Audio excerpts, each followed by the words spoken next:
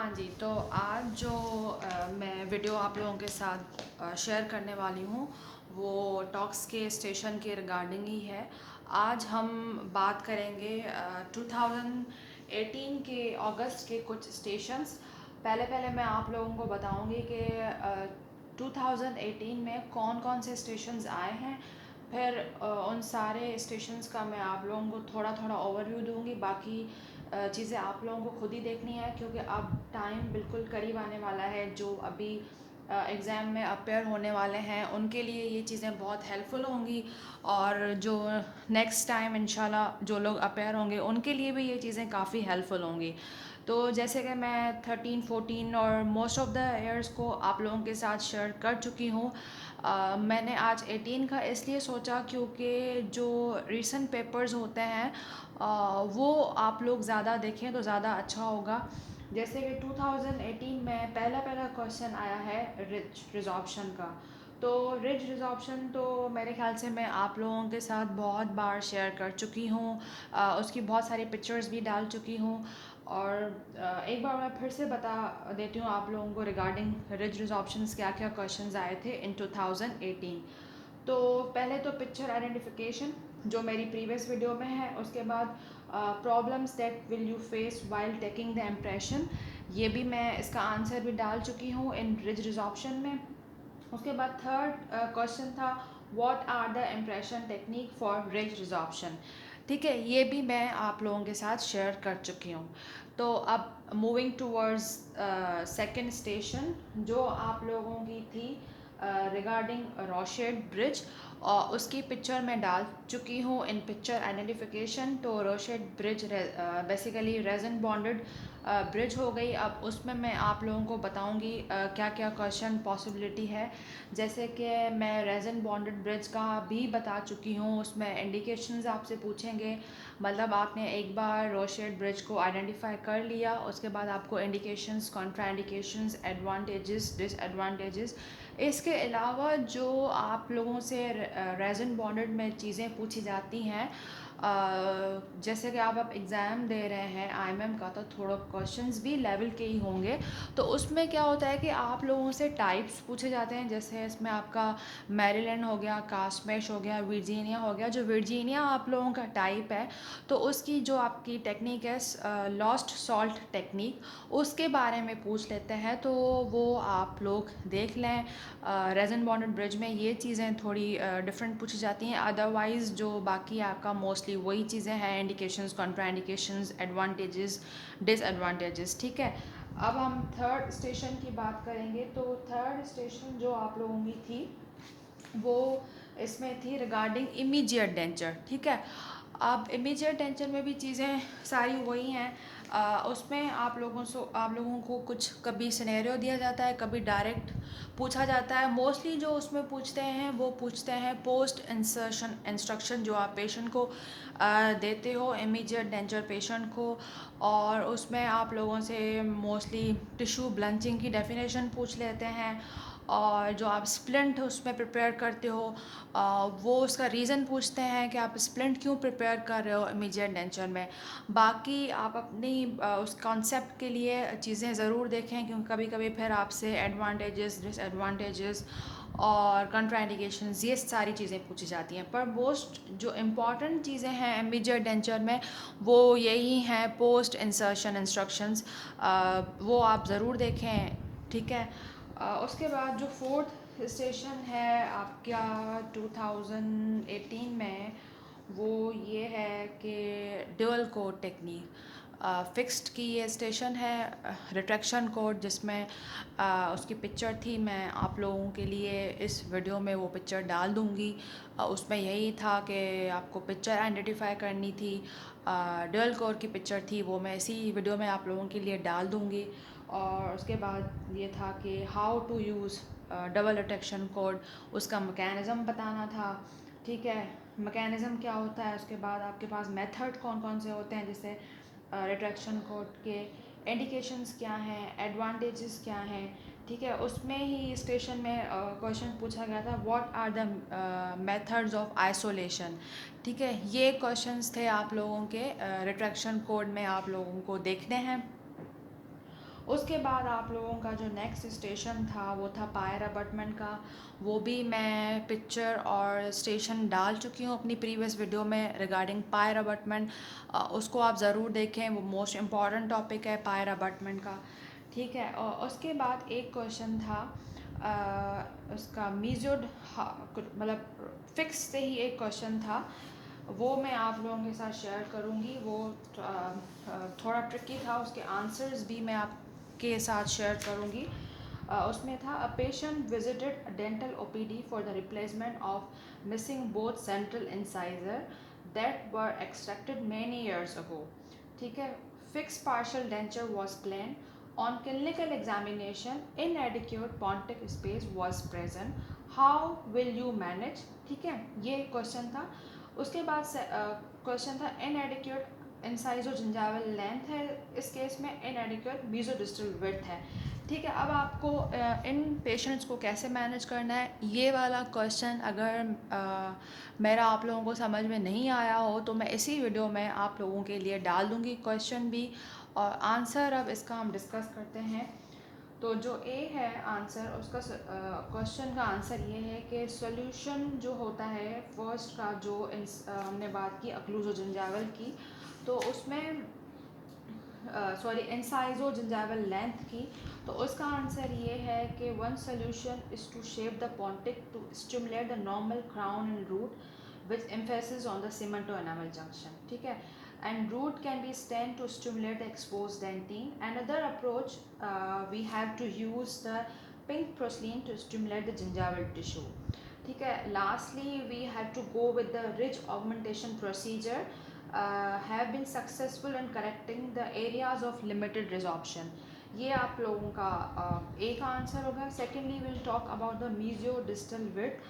So if it's possible, such as discrepancy should be corrected by the orthodontic treatment. As we all know, orthodontic treatment is very expensive and cost effective नहीं होती. So if orthodontic is not possible, then acceptable appearance may be obtained by incorporating visual perception principle into Pontic design. ठीक है, a Pontic of abnormal size may be designed to give the illusion of being a normal size। ठीक है, illusion effects हम देंगे उस condition में, ये इसका आंसर है। या सेकेंडली आप क्या कर सकते हो, the feature of contralateral tooth should be duplicated. ठीक है, इन योर पॉन्टिक डिज़ाइन। ये चीज़ें थी जो आप लोगों के साथ मैंने विद की और विद आंसर शेयर की। जो ये क्वेश्चन था, मैं एक बार फिर से रिपीट कर रही हूँ। क्वेश्चन था a patient visited dental OPD for replacement of missing both maxillary central incisors that were extracted many years ago. Fixed partial denture was planned. On clinical examination, inadequate pontic space was present. How will you manage? ठीक है, तो pontic space में था inadequate incisogyngival length और inadequate mesodistal width। जो incisogyngival length है वो मैंने आपको चीज़ें जो बताई, उसका आंसर और मीजोडिस्टल दोनों हमने चीज़ें डिस्कस कर ली। ठीक है, अब उसके बाद जो क्वेश्चन था नेक्स्ट, उसमें आप लोगों को कास्ट पार्शल डेंचर डिज़ाइन करना था। कैनेडी क्लास 2 मॉड 2 डिज़ाइन आई हुई थी। ठीक है, और उसके बाद नेक्स्ट क्वेश्चन था आप लोगों का एक फॉल्टी डिज़ाइन प्रोसेस था, या आप बोल दें फॉल्टी कास्ट पार्शल डेंचर था। उसमें क्या था कि कुछ कंपोनेंट्स मिसिंग थे आपके, जैसे वहाँ पे मोस्टली रेस्ट को जो है वो हटा देते हैं। तो आप लोगों को पता होना चाहिए, जब आप एक कास्ट पार्शल डेंचर प्लान कर रहे हैं, वहाँ पे आपका कोई भी कंपोनेंट मिसिंग होगा तो फिर पेशेंट को क्या क्या हार्मफुल इफ़ेक्ट्स होंगे वो आपको सारे देखने। ज़रूरी नहीं है कि अगर वहाँ पे रेस्ट मिसिंग था तो सिर्फ आप रेस्ट को ही देख के जाएं, आपको सारे कंपोनेंट्स के फंक्शंस, डिसएडवांटेजेस, अगर वो कंपोनेंट आपने अपने डिज़ाइन में इनकॉर्पोरेट नहीं किया तो फिर क्या क्या डिसएडवांटेजेस होंगे। लाइक रेस्ट गाइड प्लान, अगर मेजर कनेक्टर आप लोगों का फ्लेक्सिबल है, रिजिड नहीं है, तो क्या प्रॉब्लम होंगे। इसके अलावा आप हर कंपोनेंट के 5-5 फंक्शंस देख लें, लाइक गाइड प्लान के, रेस्ट के, मेजर कनेक्टर के, माइनर कनेक्टर के। ये सारी चीज़ें आप लोगों को ज़रूर देखनी है। अगर इनमें से कोई भी कंपोनेंट मिसिंग है तो फिर आप क्या क्या हार्मफुल इफ़ेक्ट्स होंगे पेशेंट को, डिज़ाइन को, पेशेंट को क्या करेंगे और आप इस सिचुएशन में क्या करेंगे, क्या सलूशन है, क्या मैनेजमेंट है। ठीक है, ये फॉल्टी डिज़ाइन में बहुत कुछ फिर पूछ लेते हैं। कभी कभार जब आपने प्रॉपर डायग्नोस कर लिया रेस्ट मिसिंग है, फिर आपसे रेस्ट के फंक्शन पूछ लिए, रेस्ट के मिसिंग रेस्ट के डिसएडवांटेजेस पूछ लिए, वहीं आपसे क्रॉस आर्च स्टेबिलिटी पूछ ली, क्योंकि फिर बात पूरी रिमूवेबल पार्शियल डेंचर की आ जाती है। अगर आप एक कास्ट पार्शियल डेंचर डिज़ाइन कर रहे हैं और फॉल्टी डिज़ाइन आ रहा है तो फिर कहानी हर चीज़ में आ जाएगी, आपके rest, major connector, minor connector, guide plane, rigidity, flexibility, each and everything. 7 minute का स्टेशन है और जो जो उन्होंने पूछा आप लोगों को आना चाहिए। टॉपिक्स मैं बार बार बता चुकी हूँ, हैं ही 4-5 टॉपिक, तो प्लीज़ उनको देखें। फॉल्टी डिज़ाइन में यही होता है।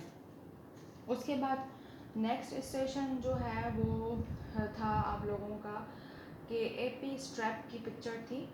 ठीक है, और उसको आइडेंटिफाई करना था एंटीरियर पोस्टीरियर स्ट्रैप को, फिर उसके एडवांटेजेस, डिसएडवांटेजेस, यूजेस, इंडिकेशन, सारे चीज़ें जैसे हम किस कंडीशन में देते हैं, ये सारी चीज़ें जो है उसमें पूछी गई थी। उसके अलावा एक और स्टेशन था जिसमें टिल्ट मोलर था। टिल्टेड मोलर के क्या रीजंस होते हैं, वो क्यों टिल्ट होता है, कॉन्सिक्वेंसेस क्या हैं और मैनेजमेंट क्या है टिल्ट मोलर की। ये चीज़ें आप लोगों को देखनी है। ये सारी 2018 की मैं डिस्कस कर रही हूँ, अगस्त की। उसके बाद आप लोगों का क्रॉस इन्फेक्शन कंट्रोल हर साल ही आता है ना। जैसे अब कोविड का मोस्टली डाल रहे हैं, लेकिन उस टाइम पे ये था कि हेपेटाइटिस सी और बी का जो है वो पूछ लेते हैं कि उसमें आप क्या क्या प्रिकॉशंस लोगे और इम्प्रेशन मटेरियल्स कौन से यूज़ करोगे। इम्प्रेशन मटेरियल को मोस्टली डिसइंफेक्टेंट कैसे करोगे, डिसइंफेक्टेंट के आपसे नाम पूछ लेते हैं कि कौन कौन से होते हैं। और हेपेटाइटिस बी, सी या कोई भी पेशेंट होता है उसमें हम सब में एक ही प्रोटोकॉल यूज़ करते हैं। इन पेशेंट्स में मतलब ये ज़रूरी होता है कि डेंटिस्ट को वैक्सीनेटेड होना चाहिए, और हम हर पेशेंट को ऐसे कंसीडर करते हैं कि वो हेपेटाइटिस का ही पेशेंट है, लेकिन पेशेंट को हम डायरेक्टली मुंह पे नहीं बोलते। ये चीज़ें हमें एग्ज़ाम में बतानी होती हैं। फिर सारा प्रोटोकॉल फॉलो करते हुए लाइक मास्क, ग्लव्स, ये सारी चीज़ें हम बेसिक्स तो हम सबको ही पता है कि ये सारी चीज़ें, लेकिन तरीके से आपको शुरू करनी है कि सारे पेशेंट को हम कंसीडर करेंगे एज अ हेपेटाइटिस पेशेंट। हम प्रॉपर हिस्ट्री लेंगे, आप अपना proper being a dentist, being a doctor, आपको प्रॉपर प्रिकॉशंस लेने हैं। उसके बाद जब अगर आप कोई एनेस्थीसिया या कुछ भी यूज़ कर रहे हो तो फिर आपको स्कूप टेक्निक यूज़ करनी है ताकि कोई इंजेक्शन प्रिक ना हो, और ये सारी चीज़ें। फिर आप अगर इम्प्रेशन ले रहे हो पेशेंट का, अगर आपको वो प्रॉपर हिस्ट्री दे रहा है तो डबल ग्लव्स, डबल मास्क आप ले लें, आपका हेड कैप होना चाहिए, लेड एप्रन होना चाहिए, ये सारी चीज़ें। और उसके बाद आप जब इम्प्रेशन ले लो तो फिर आपको इम्प्रेशन को डिसइंफेक्टेंट करना बहुत ज़रूरी है। आपको मटेरियल पता होने चाहिए, ग्लूटाराल्डिहाइड, क्लोरोहेक्सिडीन, फिर कौन सा डिसइंफेक्टेंट किस मटेरियल के लिए सूटेबल नहीं है वो आपको पता होना चाहिए। मोस्टली बस यही जो हम प्रिकॉशंस ले रहे हैं, हम कोविड में भी यही प्रिकॉशंस लेते हैं, प्रॉपर हिस्ट्री, ये पूरे आर्टिकल्स भरे पड़े हैं रिगार्डिंग कोविड।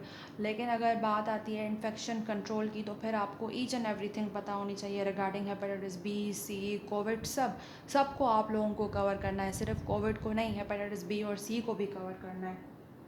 ठीक है, उसके बाद एक क्वेश्चन था कि ट्रायल स्टेज पे there is a gap of 2 mm on right side, well there is no gap on the left side, denture fits well on the articulator. मतलब एक साइड पे गैप है, एक साइड पे गैप नहीं है, लेकिन डेंचर मुंह में पेशेंट की ये आ रहा है प्रॉब्लम ना, कि एक साइड पे गैप आ रहा है और एक साइड पे नहीं आ रहा, लेकिन आर्टिकुलेटर पे दोनों साइड से सही है, लेफ्ट एंड राइट। तो क्या ऐसे क्या कॉजेज़ हैं जो पेशेंट के मुंह में गैप आ रहा है लेकिन आर्टिकुलेटर पे गैप नहीं आ रहा, इसकी कॉजेज़ क्या हो सकती हैं, मैनेजमेंट क्या हो सकती है, ये सारी चीज़ें थी। और मैंने इस वक्त सिर्फ आप लोगों को क्वेश्चंस बताए हैं, थोड़ा थोड़ा ओवरव्यू दे दिया है।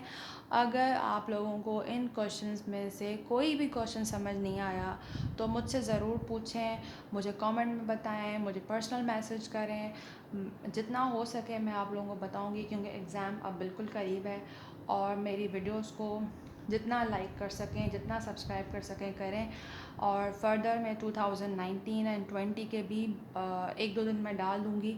ये सिर्फ एक ओवरव्यू था, क्योंकि बुक्स आपके पास हैं, ओपीडी आप जा रहे हैं, क्लिनिकल्स आप कर रहे हैं, तो उससे ज़्यादा बताने की ज़रूरत नहीं है, बस यही होता है कि आप लोगों को एक ओवरव्यू मिल जाए। बाकी सारी चीज़ें वही हैं, वही सब कुछ है, और मेहनत आपकी है, लक आपकी है। और कुछ भी प्रॉब्लम हो, मैं बार बार हर वीडियो में बोल रही हूँ कि मुझे ज़रूर कमेंट करें, मुझे बताएं कि कोई प्रॉब्लम है या उस टॉपिक में प्रॉब्लम है, तो मैं वो वीडियो ज़रूर बनाऊँगी आप लोगों के लिए, और जितना हो सके मैं जल्दी से जल्दी आप लोगों के लिए वीडियो डालूँगी। तब तक मेरी नेक्स्ट वीडियो का वेट करें, और मेरे चैनल को लाइक करें, सब्सक्राइब करें, कमेंट करें। तब तक अल्लाह हाफ़िज़, दुआओं में याद रखें।